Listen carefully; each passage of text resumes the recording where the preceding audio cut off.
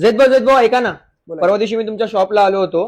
35,000 रुपये सांगितले होते या आयपॅडचे, परंतु मी बाहेर गेलो होतो तर मला ह्याच्यापेक्षा पण कमी रेट येत होता. 28,000 रुपये, 30,000 रुपये असं येत होतं.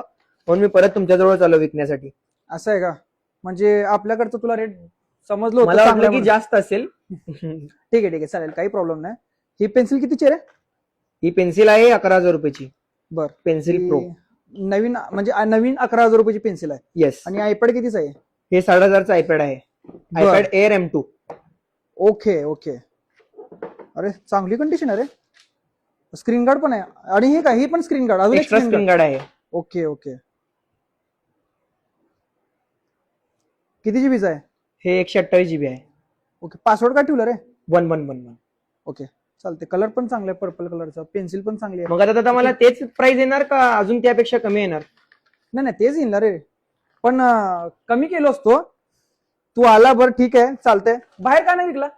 खूप कमी प्राइस येत होता त्याचा. द्यायचं असतंय बाहेरचे पण लोकांना. नको, आपल्या जैद भाई जवळच आहे ना. मला नंतर कळालं की सही आहे.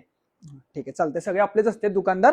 तर ठीक आहे, आपल्याकडून तुला 35,000 रुपये भेटेल. ह्यांना ऑनलाईन मारून टाका 35,000 रुपये. तर आपल्या फॉलोअरसाठी खास हे पण आयपॅड आपल्याकडे अवेलेबल आहे. हे परत आपण कस्टमरला सेल करतो. तर ज्यांना कुणाला पाहिजे आहे 60,000 रुपयाचा आयपॅड प्लस आणि 11,000 रुपयाची ही काय पेन्सिल, तर तुम्हाला मिळून जाईल. जैद मोबाईल शॉप मध्ये व्हिजिट करा आणि फॉलो करून नक्की यायचं आहे. Thank you so much for following Zaid mobile shop. Price, ह्याचा प्राइस नंतर सांगतो तुम्हाला.